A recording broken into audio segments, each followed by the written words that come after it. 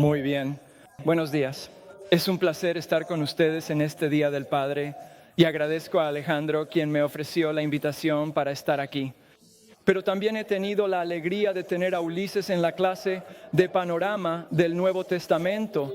Así que es bueno ver el ministerio del que estos dos hombres forman parte aquí, verlos a ustedes y sus rostros sonrientes. Esperemos que sigan sonriendo mientras avanzamos en lo que Dios tiene para nosotros hoy.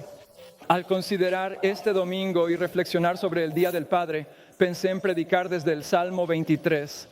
Es un salmo muy conocido, pero al mismo tiempo, al mirar esta idea de un pastor, realmente estamos contemplando a nuestro Padre Celestial y el cuidado que Él nos brinda. Así que si tienes tu Biblia, vamos a abrirla en el Salmo 23 y veamos lo que el Señor tiene para nosotros hoy. Permítanme leer el Salmo 23 y luego profundizaremos en él. El Señor es mi pastor, nada me faltará. En lugares de verdes pastos me hace descansar. Junto a aguas tranquilas me conduce. Él restaura mi alma. Me guía por sendas de justicia por amor de su nombre. Aunque ande en valle de sombra de muerte, no temeré mal alguno, porque tú estás conmigo. Tu vara y tu cayado me infunden aliento. Aderezas mesa delante de mí en presencia de mis enemigos. Unges mi cabeza con aceite. Mi copa está rebosando. Ciertamente el bien y la misericordia me seguirán todos los días de mi vida, y en la casa del Señor moraré por largos días. Y mientras pensaba hoy en particular en cómo comenzar nuestro tiempo juntos, pensé en mi padre. Él fue el representante de Dios para mí mientras crecía en este mundo, y mi papá era un tipo interesante, callado, introvertido, pero había una fortaleza en mi papá. Era trabajador, era fiel. Y estas son algunas de las cosas que recuerdo de mi padre. Me dio más de lo que me di cuenta, ahora que lo hemos perdido. Amaba a Dios, amaba a las personas, amaba la naturaleza. De hecho, él creció aquí en el sur de California. Fue a Fresno State con una beca de atletismo. Se quedó en Fresno, que es donde yo crecí, porque las sierras estaban justo ahí y él quería estar en las montañas tanto como pudiera. Tenía un amor por todas estas cosas, pero también amaba a Dios. Y algunas de las cosas que recuerdo de mi papá, aunque era callado y no perfecto, me dio un modelo de cómo entender a Dios. Me dio un modelo de cómo entender y apreciar la belleza que me señalaba a Dios.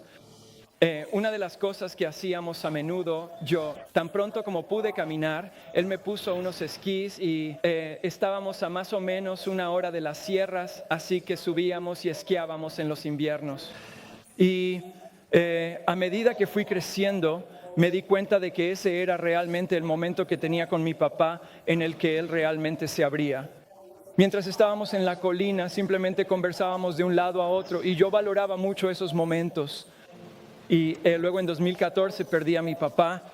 Él tenía 80 años, había vivido una vida larga y surgieron algunas complicaciones por una intoxicación en la sangre y luego simplemente se fue. Y mientras estábamos en el hospital y él estaba en el postoperatorio después de la cirugía, y mientras estábamos allí, yo estaba con mi mamá, mi hermano y yo, la enfermera empezó a notar que su ritmo cardíaco comenzaba a bajar y bajar y bajar. Y luego ella nos dijo que ya se había ido y pasamos un tiempo, mi mamá, mi hermano y yo, simplemente orando allí juntos, agradeciendo a Dios por este hombre que Dios nos había dado. Y mientras nos íbamos, casi sin pensarlo, tomé su mano por última vez y simplemente la apreté. Y me di cuenta de que el frío de la muerte ya lo había vencido, pero en ese momento me di cuenta de que no estaba listo para perder a mi padre. Y a veces tuvimos dificultades. De nuevo, él no era perfecto, pero al mismo tiempo eso me hizo darme cuenta de lo importantes que son las relaciones para nosotros, sumamente importantes. Y al pensarlo, eso ahora es 2014, así que eso fue hace 11 años. Todavía extraño a mi padre. De vez en cuando voy a esquiar y a veces solo, simplemente para pasar tiempo entre Dios y yo mientras bajo la montaña, pero también para reflexionar una vez más sobre este regalo que Dios me dio en mi papá. Pero fuimos hechos para las relaciones, y hay otra cosa que aprecio de mi padre. Él me dio una guía. Él era un proveedor, era un protector, era un sacerdote para nuestra familia. Y eso es a lo que fui llamado cuando me casé con mi esposa. Eso fue algo a lo que fuimos llamados en la consejería mientras nos preparábamos para casarnos. Y yo tenía ese modelo en mi padre. Pero también me señaló la importancia de las relaciones. Él tenía grandes amigos y yo quería tener ese tipo de amigos en mi vida. Un amor por la belleza, un amor por las montañas, un amor por Dios al que toda esa belleza señalaba. Pero en última instancia, Él me señaló al Dios que me creó para tener una relación con Él. Y ese es probablemente el mayor regalo que mi papá me dio. Así que al pasar de mirar y hablar solo de mi padre, quiero hablar del único Padre que Él representó para mí y al que me señaló, y ese es nuestro Padre Celestial. Y es interesante, el Salmo 23 es un salmo tan conocido. Lo he predicado muchas veces. De hecho, fue el primer sermón que prediqué en la clase de preparación de sermones en The Masters Seminary. Por cierto, no me fue muy bien en ese sermón, así que espero hacerlo un poco mejor aquí hoy. Pero es interesante. Un comentarista dijo esto: hay una profundidad y una fortaleza que subyacen en la simplicidad de este salmo. Me gusta eso.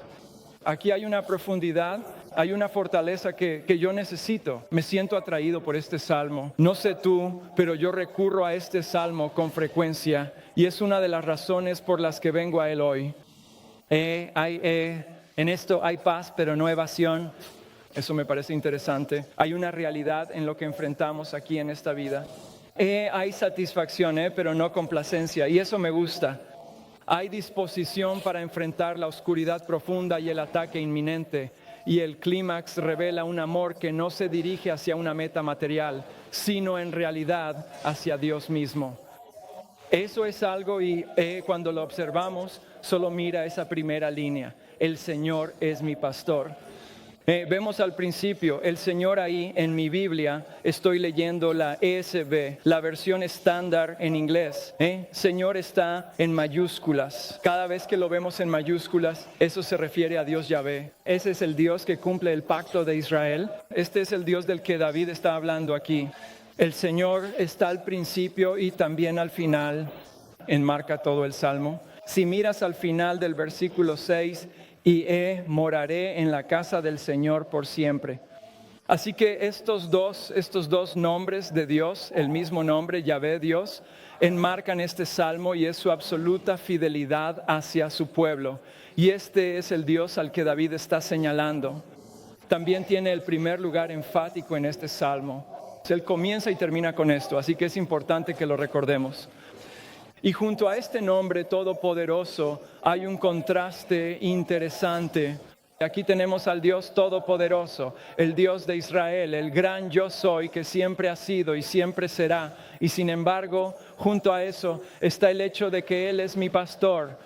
Eso es interesante. Es la imagen más íntima que tenemos de Dios en el Antiguo Testamento, que Dios es un pastor, y no solo un pastor, sino un pastor para mí. Él es mi pastor.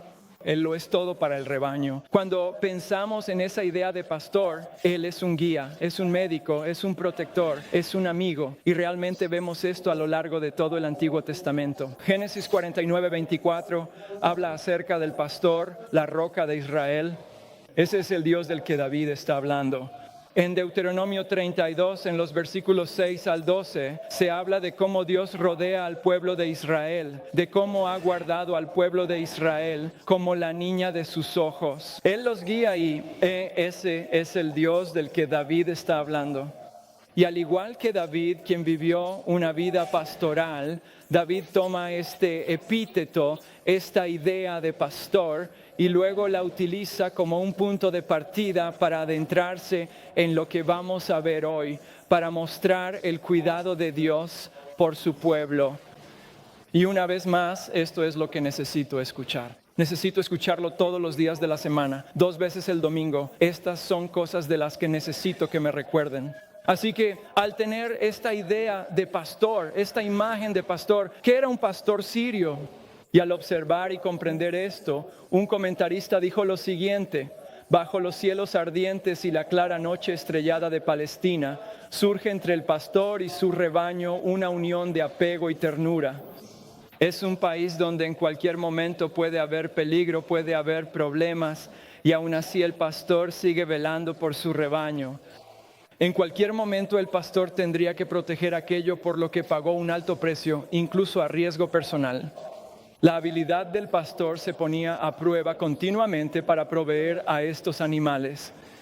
Pero lo que me asombra, y esto es lo que creo, por lo que siempre regreso a este salmo, es que el pastor y las ovejas viven una vida en común. Están juntos todo el tiempo y las implicaciones de esto son enormes. Cuando pensamos en lo que el Antiguo Testamento nos dice sobre nuestro Dios, pero luego vemos lo que Jesucristo hizo por nosotros al venir y hacerse hombre. En el Antiguo Testamento, mientras el pueblo de Israel cruzaba el desierto, acampaban y en el centro del campamento estaba el tabernáculo. Las 12 tribus rodeaban el tabernáculo. ¿Pero por qué era la parte central? Porque ese es el lugar donde Dios manifestó su gloria, donde su gloria se hizo presente, donde Él se manifestó y vivió, por decirlo así, con el pueblo de Israel durante todo su tiempo en el desierto. Él vivió con nosotros como seres humanos, con el pueblo de Israel, y cuando vamos al Nuevo Testamento, vemos que esto se convierte en una idea aún más grande. En Juan 1:14 dice lo siguiente: y el Verbo se hizo carne y habitó entre nosotros, y vimos su gloria, gloria como del unigénito del Padre, lleno de gracia y de verdad. El Dios del universo no solo compartió una vida común con el pueblo de Israel, sino que aún más compartió una vida común con nosotros al hacerse ser humano. Eso, amigos míos, es algo realmente asombroso. Y otro comentarista llamado Perone, dijo esto: las diferencias desaparecen cuando los dos, el pastor y la oveja, están juntos. La enorme distancia entre el hombre y el animal se siente fuertemente en el único punto de unión. Uno es el amor del protector, el otro es el amor de la vida agradecida. Incluso vemos que a medida que Jesús desarrollaba su ministerio, comenzó a decir: yo soy el buen pastor. Vemos esto en el capítulo 10 de Juan. Uno de mis versículos favoritos, Juan 10:11, dice así: el ladrón no viene sino para robar, matar y destruir. Yo he venido para que tengan vida y para que la tengan en abundancia. Yo soy el buen pastor. El buen pastor cuida de sus ovejas. Entonces, ¿cómo podemos, al llegar a este pasaje, cómo podemos entender al Dios Todopoderoso aquí? Totalmente, tan absolutamente trascendente y aparte de nosotros, que ahora vive una vida común con nosotros. Tenemos que volver al pastor sirio. ¿Qué siente este pastor por las ovejas con las que está continuamente?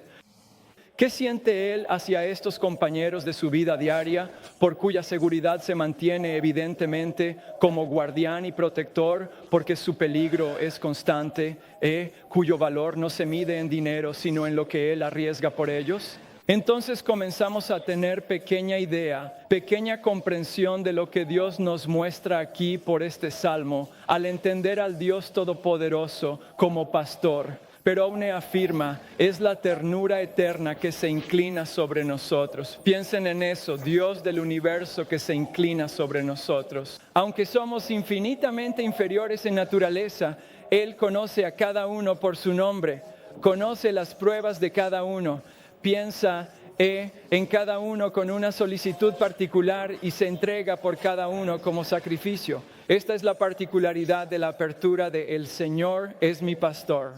Y realmente esa es una gran palabra, ¿no es así? Quiero decir, el Señor es mi pastor, ya es una gran apertura, pero Charles Spurgeon dijo que es la más grande. ¿Están listos para una palabra grande hoy en la mañana de domingo? La palabra monosilábica más grande que jamás se haya dicho.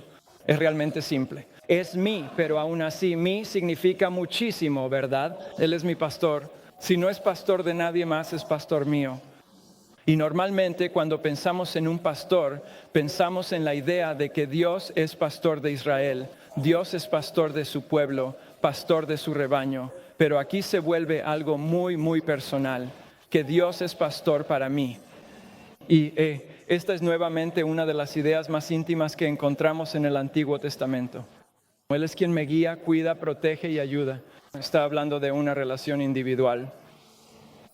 Vincula un trozo de barro con un destino divino. Piensa en eso. ¿Quiénes somos? Creados a su imagen, aunque seamos solo carne y hueso, pero aún así significa que simples mortales se convierten en el objeto preciado de la diligencia divina. Esa es una pequeña parte de mi introducción al Salmo 23. Entonces, ¿qué vamos a intentar hacer hoy? Hoy vamos a ver tres grandes verdades, tres grandes bendiciones que tienen que ver con la relación con Dios. Una relación que podemos entender y de la que necesitamos ser recordados. Sé que yo necesito que me lo recuerden para que podamos ser guiados hacia Dios mismo. Y que ojalá, si no lo conoces, puedas llegar a conocer quién es Él y lo que ha hecho a través de su Hijo, Jesucristo. Pero también, si ya lo conoces, que podamos beber profundamente de la relación que tenemos con Él. Así que comencemos con la primera bendición que vemos. Y esto está simplemente en los versículos 1 y 2. Vemos la presencia del pastor. Vemos la presencia del pastor. Así que el Señor es mi pastor, nada me faltará. Esa es realmente de nuevo la idea. El pastor siempre estaba con sus ovejas. Su presencia provee todo lo que necesito para que nada me falte. Si un pastor da lo que da, lo hace por la relación que tiene. Si las ovejas se quedaran solas, ellas estarían en problemas. Si nos dejaran a nosotros mismos, estaríamos en problemas. Es interesante porque tengo la oportunidad de enseñar bastante. Doy clases en una escuela secundaria. Puedo enseñar teología a estudiantes de penúltimo y último año.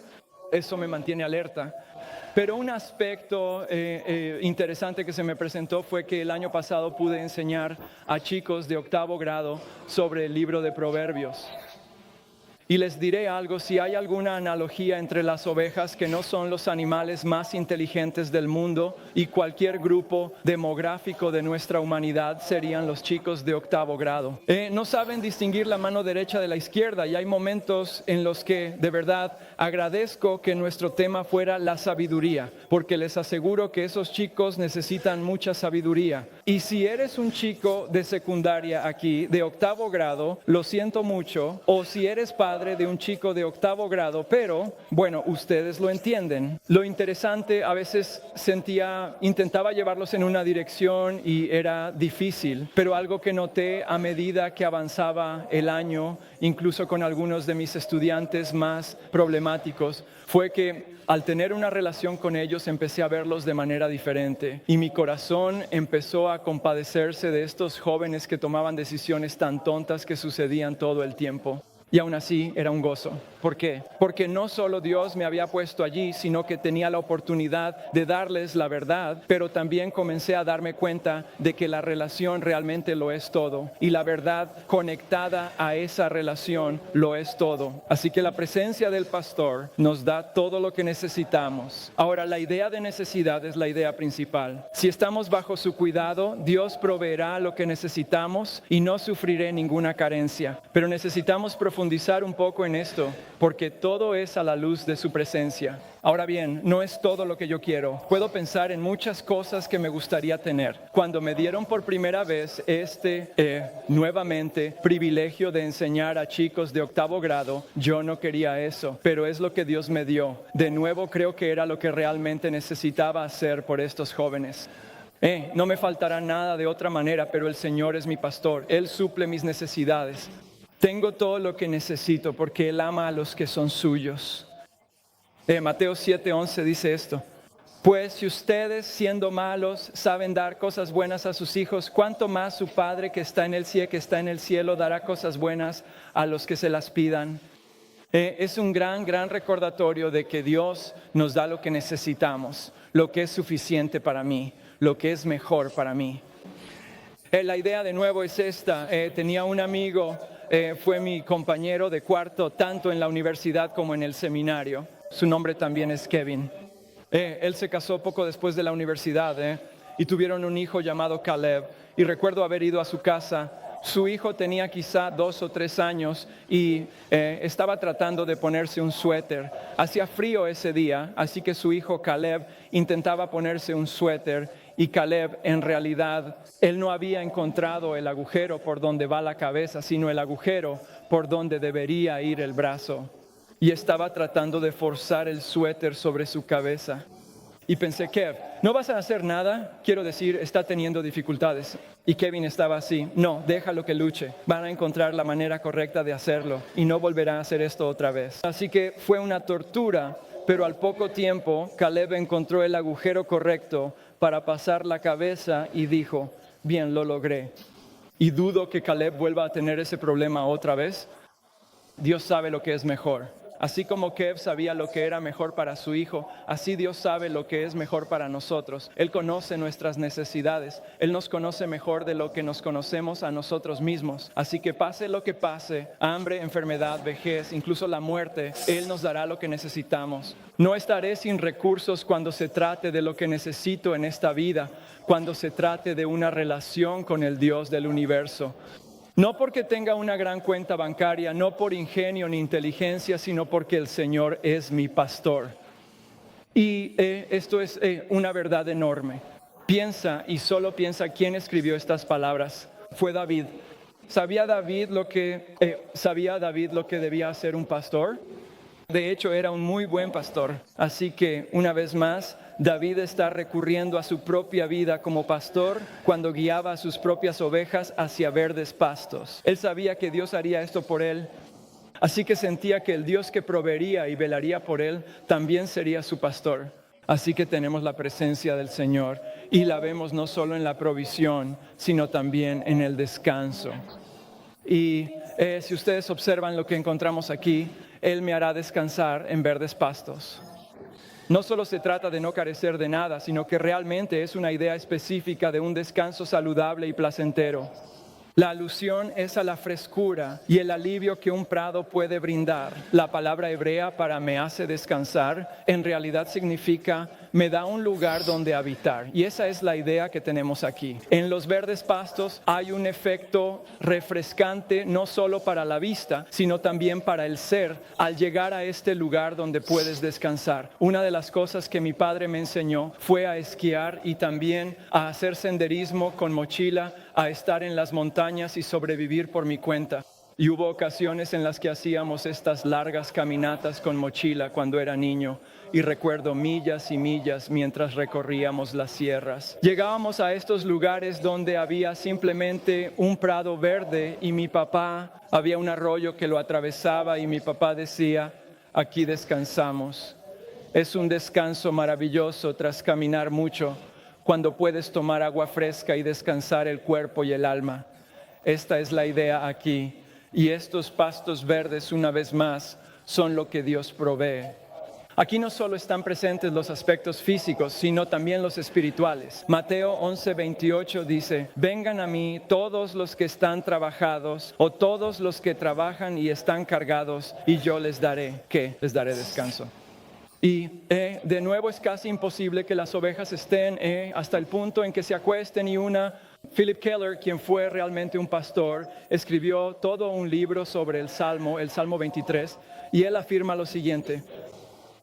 Por su timidez no se acuestan si no están libres de temor. Por el comportamiento social en el rebaño, no se acuestan si hay fricción con otras ovejas. Si son atormentadas por moscas o parásitos, no se acostarán. Así que esa es una tercera cosa. Y solo cuando sienten que no tienen necesidad de alimento harán esto. Eso es lo que Dios nos provee. Es descanso, fíjense que realmente es reparador. Y para mí, a medida que envejezco, encuentro que a veces es difícil de encontrar. Y esto es lo que Dios provee. No solo en los verdes pastos, sino también junto a las aguas tranquilas. Y hay un pensamiento paralelo aquí, pero es un lugar de relajación, no solo al proveer agua y un lugar para descansar, sino también al ofrecer un flujo audible. No sé cuánto dinero se gana realmente con los CD que tienen sonidos de agua o cosas así. No sé si tú haces eso cuando vas a dormir, poner algo de ese ruido blanco solo para darle a tu alma la oportunidad de calmarse, pero hay algo en eso. Vivimos en Louisville, Kentucky durante unos 6 años y recuerdo que algunas de las mejores noches de sueño eran simplemente cuando llovía. Aquí en el sur de California no llueve mucho y recuerdo que de nuevo a veces cuando hacía frío afuera podías escuchar el flujo audible justo afuera y dormía como un bebé.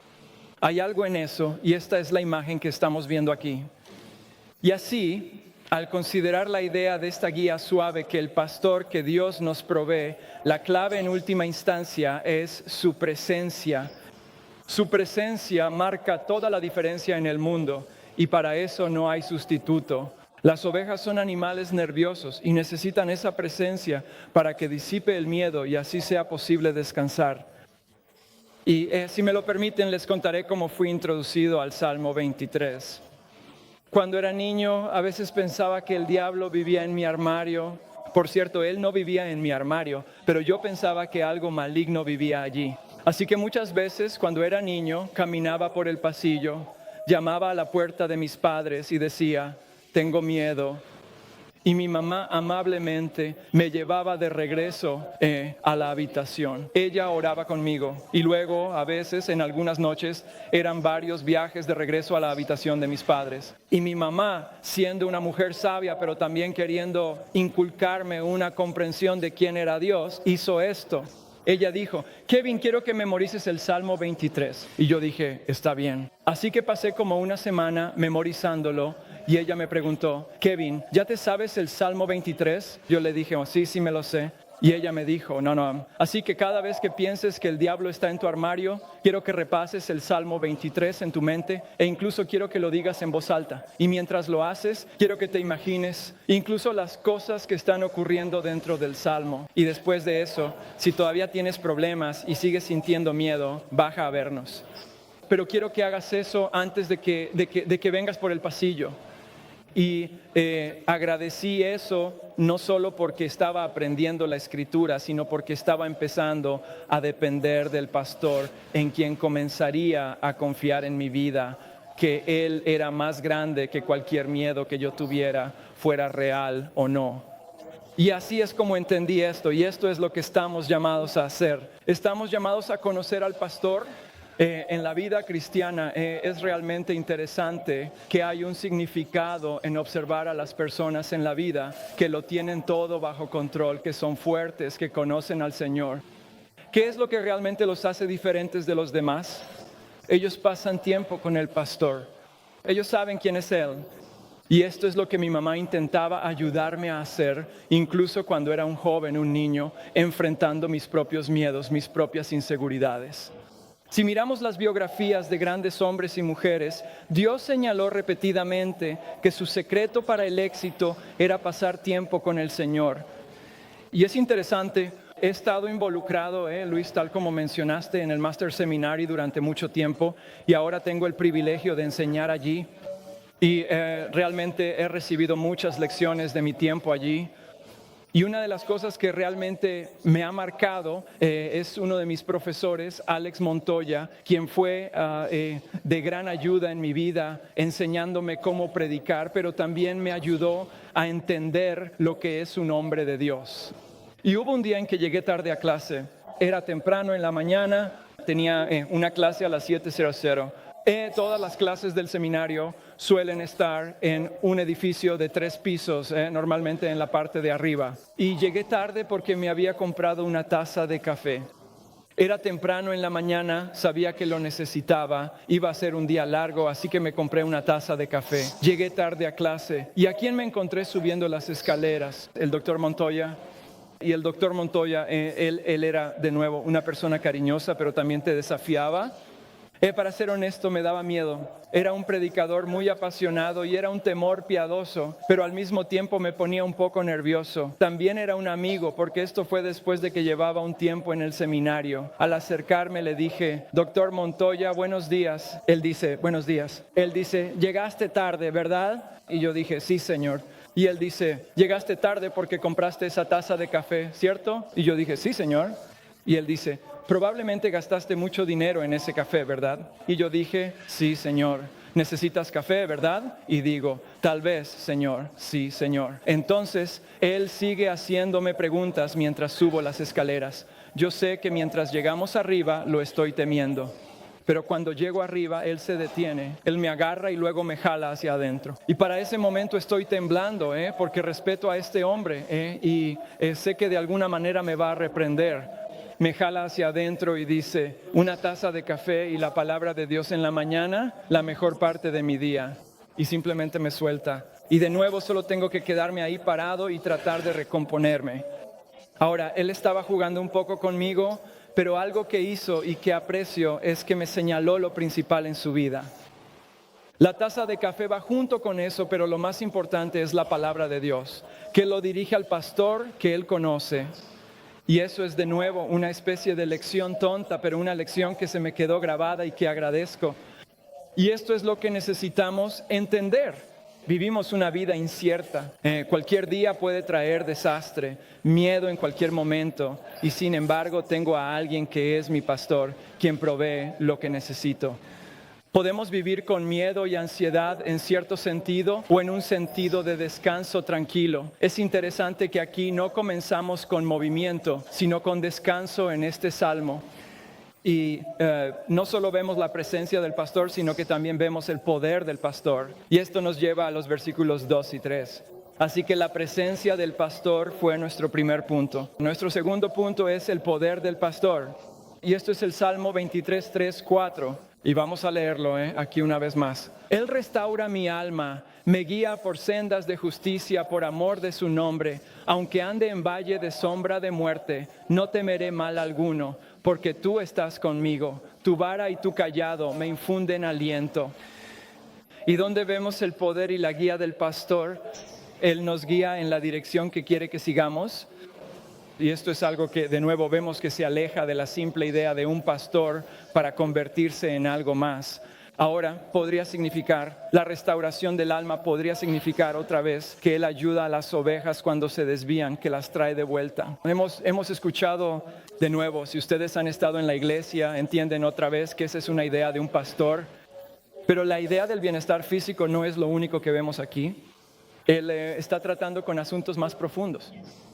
Charles Spurgeon dice esto: cuando el alma se entristece, Él la revive. Cuando es pecadora, Él la santifica. Cuando es débil, Él la fortalece. Él lo hace. Sus ministros no podrían hacerlo si Él no lo hiciera. Su palabra no serviría por sí sola. Él es quien restaura. Él es quien una vez más trae esa restauración que necesitamos. Eso habla de la omnipotencia de Dios, de su poder. ¿Y dónde hace esto? ¿Dónde nos guía? Por sendas de justicia. Aquí nuevamente está esta idea moral, este contenido que nos muestra que Él nos pone en el lugar correcto, en el momento correcto. Isaías 53, 6 dice: todos nosotros nos descarriamos como ovejas, cada cual se apartó por su camino, pero el Señor cargó en Él el pecado de todos nosotros. Así que vemos que los caminos de justicia tienen que ver con lo que Dios quiere para nosotros, pero también con la manera en que Él trata con nosotros. Revela cómo Él guía a las personas, cómo guía a los suyos, exigiendo fielmente su pacto y obligaciones, porque Él es Yahvé Dios. Y la idea principal es que Dios está en el centro con su presencia, pero también con su poder. Pero no solo nos guía por caminos correctos, sino porque lo hace. Por amor de su nombre, es su carácter y su reputación lo que está en juego. Yo no siempre tomo las decisiones correctas. Hay momentos en los que tropiezo, tiendo a irme a la derecha o a la izquierda. Dios me regresa, no solo por su amor hacia mí, sino aún más poderoso que eso, por su gloria, por su nombre, por su reputación. Y eso tiene un gran significado. No por mi propio mérito, sino por la bondad de Dios. ¡Wow! Eso, amigos míos, es realmente asombroso. En Ezequiel 36, Ezequiel es un libro interesante. Alejandro, tuvimos la oportunidad de estudiar Ezequiel. Hay cosas que todavía estoy tratando de comprender cuando se trata de Ezequiel, pero en el capítulo 36 tenemos este hermoso capítulo sobre cómo Dios va a obrar en los corazones del pueblo de Israel. Él va a cambiar sus corazones de piedra por corazones de carne. Él los va a transformar. Él va a poner su espíritu dentro de ellos. Eso habla del nuevo pacto que ha de venir en Cristo. Pero esto es lo que dice en Ezequiel 36:32. Dice, no lo haré por vosotros, declara el Señor. Que os quede bien claro, es por causa del Señor. Es por quien Él es que va a hacer esto por su pueblo, que incluso lo hace por nosotros. Y es interesante entender esto, porque ser salvo de la ira de Dios y seguir siendo no regenerado, eso no es lo que yo quiero. Yo quiero ser salvo de mi pecado y eso es lo que Dios hace. Deberíamos anhelar principalmente la salvación del pecado, ser guiados en un camino de santidad, y esto es lo que Dios promete hacer, no solo por su poder, sino también por su nombre. Su reputación está en juego y vemos su poder y guía, pero también vemos su poder para proteger.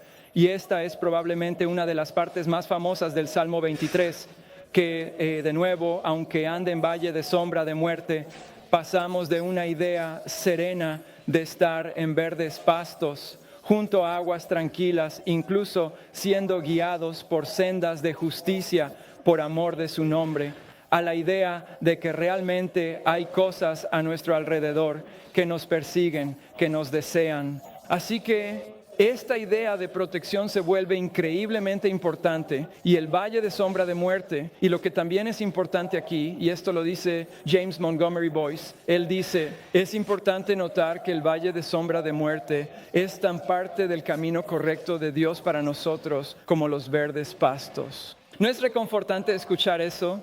Que aunque hay oportunidades y cosas que Dios permite en nuestras vidas porque Él sabe lo que es mejor para nosotros y también nos da los valles. Él permite que esas cosas sucedan y son los valles de sombra de muerte. En realidad, la idea es el valle de la oscuridad más profunda. Es un barranco profundo, horrendo, con rocas amenazantes, lleno de sombras mortales, donde el miedo es lo más grande. Y ya sea que yo fuera un niño en mi dormitorio temiendo algo que pensaba que estaba en mi armario, o enfrentando miedos reales mientras atravieso este mundo, estos son reales. Y al mirar hacia una congregación tan grande como esta, me doy cuenta de que todos ustedes también están enfrentando estas cosas, y mientras atravesamos estas situaciones, incluso hasta el punto de la muerte, lo cual de nuevo hace que muchos se detengan a reflexionar, Dios sigue estando con nosotros. Y de hecho, hoy también, mientras leía esto, junto a la tumba de mi padre, donde prediqué sobre el Salmo 23, por el impacto una vez más que él tuvo al mostrarme al buen pastor. Así que incluso en ese momento Dios está con nosotros. La oscuridad más profunda puede referirse a experiencias amargas como la muerte o algo que vivimos ahora. La clave es tú estás conmigo, la última parte del versículo 4. Las ovejas son tímidas, pero la presencia y relación con el pastor marca la diferencia. Y la clave, esto es nuevamente una de esas cosas que, como un tipo de nerd de la Biblia, realmente me entusiasma.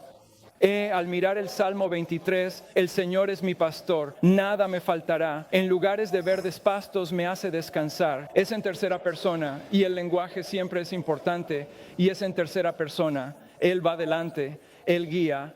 Pero ¿qué vemos cuando llegamos al versículo 4? Aunque ande en valle de sombra de muerte, no temeré mal alguno, porque tú estás conmigo. Ahora es en segunda persona, ya no está delante. Ahora estás tú a nuestro lado, y de nuevo la presencia del pastor lo cambia todo. Y no solo eso, sino que está armado. Tu vara y tu cayado me infunden aliento. Ahora, una vara era un pequeño tipo de palo grueso que usaban con las ovejas para guiarlas y que volvieran al camino, pero también podía usarse como arma contra cualquier cosa que representara un peligro para las ovejas. Todos conocen el cayado, otra herramienta, un palo largo para guiar o proteger a las ovejas. Estos podían usarse para ambas cosas y traían consuelo. La idea de defensa, pero también de disciplina, está involucrada con estos dos implementos. Hay una vigilancia constante que Dios ejerce, un consuelo con su involucramiento personal con las ovejas, y realmente eso resume todo el papel del pastor. Él está ahí para consolar, pero también está ahí para guiar, y su presencia una vez más lo es todo. Recuerdo esta idea de protección cuando comencé mi carrera universitaria. Es una historia interesante. Jugué fútbol americano durante los 2 primeros años de mi experiencia universitaria en Fresno City College. Era una oportunidad en un colegio comunitario. Quería seguir jugando, ver si había una oportunidad de jugar durante 4 años después de eso y fue difícil. Venía de una pequeña escuela cristiana y pasé a esta gran experiencia en un colegio comunitario. Había 50 chicos en el equipo. Pasé ese corte, pero realmente tuve que esforzarme mucho para siquiera conseguir algo de tiempo en el campo. Algunos de los chicos se enteraron de que era cristiano, así que en realidad me presionaban un poco por eso, porque les parecía gracioso. Y así que fue difícil, fue complicado mientras intentaba encontrar mi lugar en este nuevo entorno. Dios quería que estuviera allí no solo para fútbol, sino por la oportunidad. Solo otro chico y yo éramos cristianos. Y mientras afrontaba esto, había mucho miedo. No solo al qué dirán, sino también miedo hacia estos hombres enormes con los que ahora jugaba. Por cierto, yo era uno de los más pequeños del equipo. A medida que empezamos a trabajar en esto y yo lo hacía, hice algunos amigos. Yo era back defensivo, era free safety. Y uno de los chicos que también era back defensivo se llamaba Dietrich. Y Dietrich era el hombre más temido del equipo de fútbol. Tenía una reputación, no te metías con Dietrich. Tenía un don, si puedo decirlo así, era el don de hablar basura. Y entonces él tenía a nuestros propios receptores asustados de él, porque constantemente hablaba de nuevo sobre cómo los iba a derribar, lo que les iba a hacer. Hablaba de sus mamás. Quiero decir, él simplemente se ponía muy personal. Y así que todos le temían a Dietrich. Y de nuevo, yo estaba tratando de ganarme no solo el favor de los entrenadores, sino también conseguir algo de tiempo en el campo. Dietrich era titular. Dietrich era un hombre que era respetado. Lo llamábamos el devorador de receptores porque eso era lo que hacía con los receptores. Él no se andaba con juegos. Antes de un partido hacíamos ejercicios de contacto y debíamos chocar un poco para activarnos y volver a la fila. Un tipo, al hacer el ejercicio, me apartó del camino. Quiero decir, me golpeó tan fuerte como pudo, me tiró al suelo, se levantó y dijo ¡Woo! Y luego volvió a la fila. Yo no sabía qué había pasado. El entrenador se le echó encima porque no se supone que debamos lastimar a nuestros compañeros antes de un partido. Dietrich se me acerca y me dice, Kevin, ¿quieres que me encargue de él? Todavía no sé qué quería decir con encargarme de él, pero dijo, no, yo me encargo de él. Yo le dije, no, Dietrich solo está emocionado por el partido, no te preocupes. Él dice, no, en serio. Él dice, te cubro la espalda, ¿quieres que me encargue de él por ti? Y él seguía insistiendo todo el tiempo mientras yo me preparaba para volver a entrar en este ejercicio. Y al final me apartó a un lado y me dijo, sabes, Kevin, eres mi amigo. Y si te metes con mi amigo, te metes conmigo. Y te digo algo, ese día caminé con la cabeza un poco más alta mientras volvía a entrar en ese juego. Y de verdad aprecié el gesto de tener un amigo así. Y de hecho, curiosamente, Dietrich fue una de las personas con las que más hablé sobre Dios, precisamente por esa amistad, por esa relación. Pero había una protección ahí que yo valoraba mucho. La protección que Dios da es aún mayor. Yo nunca estoy solo. Nadie podrá arrebatarme de las manos de Dios. Ante lo desconocido que nos aterra, aquí vemos una confianza que se vuelve más completa, pero también hay una fe a la que estamos llamados. Es la forma más profunda de lo desconocido, pero aún así puedo confiar en Dios. ¿Y en quién confío? Confío en alguien que conozco. Y por eso necesitamos conocerlo cada vez más. Incluso cuando no puedo ver lo que está sucediendo, Dios proveerá para mí. Así que vemos a Dios, su presencia como pastor, su poder como pastor. Y en los versículos 5 y 6 vemos su provisión. Echemos un vistazo a los versículos 5 y 6. Tú preparas mesa delante de mí en presencia de mis enemigos. Unges mi cabeza con aceite, mi copa rebosa. Ciertamente el bien y la misericordia me seguirán todos los días de mi vida, y en la casa del Señor moraré por largos días.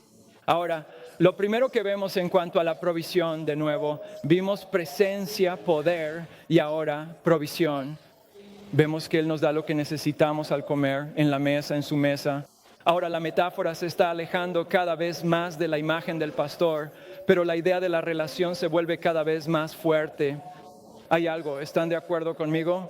Hay algo especial en sentarse a la mesa con otra persona. Esta es la idea de sentarse a la mesa con el Dios del universo. Y esto es, de nuevo, cada detalle en esto es clave. Desde una mesa bien puesta hasta el aceite festivo y una copa rebosante. Él nos da este vínculo de pacto de comer en la mesa del Señor. Hay algo especial aquí. Pero también es en presencia de mis enemigos, lo cual es interesante. Enemigos que están ahí, pero no pueden hacerme daño. Enemigos que están aquí para ver una vez más lo que Dios provee para mí. Están presentes incluso como cautivos. Esto podría ser en realidad el enfoque de un banquete de entronización cuando un enemigo era conquistado, tenía que sentarse y verte comer. Así que la idea es, de nuevo, una celebración de la victoria, pero también la idea de plenitud. Él unge mi cabeza con aceite. Ahora, esto es algo que no entendemos del todo en nuestra época, pero tiene la idea de abundancia, de plenitud. Esto también tiene la idea de simplemente consuelo. Es un símbolo de alegría, la idea de abundancia rica, hay excedente y por eso se provee este aceite. Y no solo en la comida, en la victoria, sino también en la alegría, en la generosidad, en la abundancia. Mi copa está rebosando. Existe esta idea de júbilo en mi relación con Dios. Es interesante ver que en el Salmo 16:13 dice esto: alzaré la copa de mi salvación e invocaré el nombre del Señor. Está rebosando. Martín Lutero de hecho dice: Dios llenará tu copa hasta el borde. Me gusta eso, esa idea nuevamente de que Él siempre está ahí. Él es el buen pastor y nos guiará donde Él quiera. Él encontrará la mesa que ha sido preparada para nosotros. Nuestras cabezas han sido ungidas con el aceite más puro. Nuestras copas han sido llenadas hasta rebosar con el vino de la verdadera alegría. Esto muestra que Él reivindica a sus siervos en presencia de sus enemigos. Incluso va más allá que eso. Hay comunión y esto es lo que vemos en el versículo 6. El versículo 6 dice nuevamente: ciertamente el bien y la misericordia me seguirán todos los días de mi vida y en la casa del Señor moraré por largos días. En este punto, todas las figuras con las que hemos estado tratando, como el pastor, incluso la mesa, ahora quedan un poco de lado. Y David llega al centro de lo que realmente es su corazón en su comunión con Dios. Y la idea es que la comunión se enfatiza, pero es en la persecución. Ciertamente el bien y la misericordia me seguirán todos los días de mi vida. La idea es que ciertamente es sin mezcla. Esto es puro, una vez más, de lo que Dios está haciendo por nosotros. Y la idea en el hebreo también es interesante porque ciertamente el bien y la misericordia me seguirán. La idea es perseguir, que su persecución es tras de mí. La bondad es la idea del cuidado de las promesas de Dios, que son evidentes en su bendición. Es un gozo mayor que la abundancia de grano y vino nuevo. Esto es de lo que habla el Salmo 4, pero también sé que mi versión dice misericordia, pero en realidad es su amor inagotable. ¿Estás familiarizado con eso en el Antiguo Testamento? Es ese amor de pacto que Dios tiene por nosotros, que es un compromiso con nosotros. Es un amor inquebrantable, es una profunda confianza en quien es Dios para nosotros. Él es sólido, Él es confiable, es vigoroso, es feroz. Siempre he tenido esta idea, mi esposa siempre la rechaza, pero me encantaría esto en un mundo perfecto. Me encantaría tener 2 perros, 2 gran daneses si pudiera. Son perros grandes, son perros majestuosos. Y me encantaría llamar a uno bondad y al otro misericordia. Y simplemente, de nuevo, recordatorios constantes, querida, del Salmo 23. Ella dice que eso no va a pasar. Pero la idea es otra vez que estos perros siempre nos persiguen. Y eso es una imagen hermosa. De niño solía tener un sueño recurrente. Había 2 Doberman Pinscher en el camino a la escuela que siempre me encontraba y yo les tenía miedo. Tenía estos sueños y por eso salía corriendo por el pasillo hacia mis padres, porque soñaba que esos 2 Doberman venían tras de mí y justo antes de morderme me despertaba. Sudor y miedo no son los sabuesos del infierno, sino los del cielo y te alcanzan. Es una imagen hermosa. Estas bendiciones, la bondad de Dios reconfortan. Pero cuando llegas al final, esto es realmente de nuevo el clímax de todo lo que David está diciendo. También está en el destino y dice: todos los días de mi vida y en la casa del Señor moraré por siempre. La idea es un peregrinaje, es un viaje en el que Dios nos está guiando. Probablemente es una referencia a los atrios del Señor. En ese momento no era un templo, solo un tabernáculo, una tienda. Era el único lugar donde David había experimentado a Dios y al que su mente volvía al pensar en Dios. El Salmo 27:4 dice: una cosa he pedido al Señor y esta buscaré, que yo pueda morar en la casa del Señor siempre. ¿Para qué? Para contemplar la hermosura del Señor y meditar en su templo. David estaba huyendo, probablemente estaba en el desierto cuando leía o escribía el Salmo 27 y lo único que deseaba era ver la hermosura de Dios, donde la había visto antes en el templo, donde todo señalaba a Dios, donde había experimentado la manifestación de la presencia de Dios. Hay una idea más amplia de comunión con Dios. Es una comunión profunda y real. No solo se trata de comer con Dios, sino que hay un vínculo de pacto y hay un destino. Y probablemente has escuchado que no se trata del destino, sino del viaje, ¿verdad? El viaje es importante.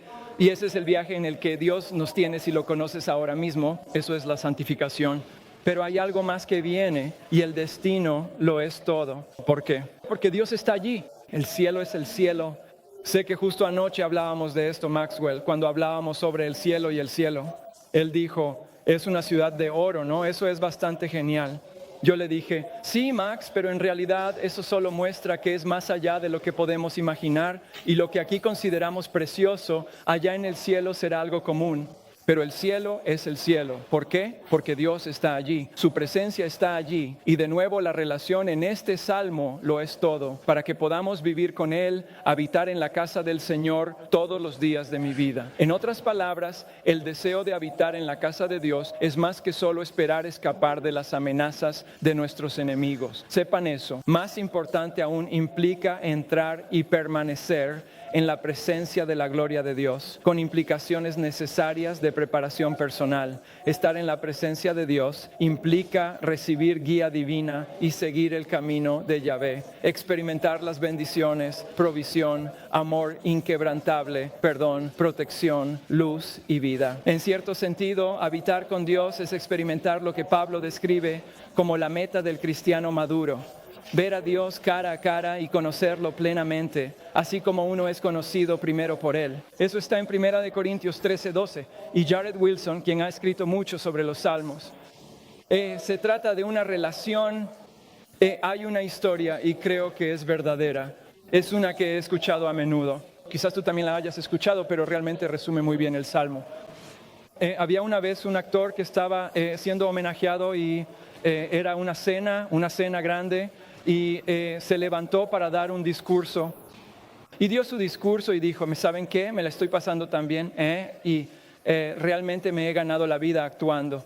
Si ustedes me dan algo para decir, una frase famosa, lo que sea, ya saben de lo que he hecho, lo haré para ustedes. Y entonces la gente empezó a dar todo tipo de ideas de cosas para que él recitara, para que hiciera para ellos, porque su oratoria era realmente increíble. Y entonces un hombre mayor al fondo levantó la mano y dijo, quiero que recites el Salmo 23.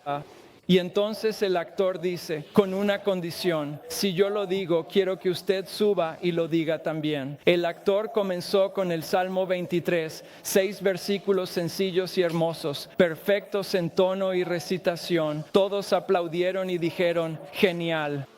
Y luego subió el anciano, era viejo, estaba demacrado, su voz era áspera, era un pastor anciano y subió y recitó el Salmo 23. Y no quedó un solo ojo seco en la sala. Y cuando todo terminó, un hombre se acercó al actor y le dijo, no entiendo lo que pasó. Que él le dice, tú lo recitaste también, pero yo lo sentí sabes, en mí, que había algo en esa voz vieja y desgastada que realmente me tocó. ¿Cuál fue la diferencia? Y el actor, en realidad con mucha sabiduría, responde, bueno, yo conozco el Salmo, él conoce al pastor. Y eso marca toda la diferencia en el mundo.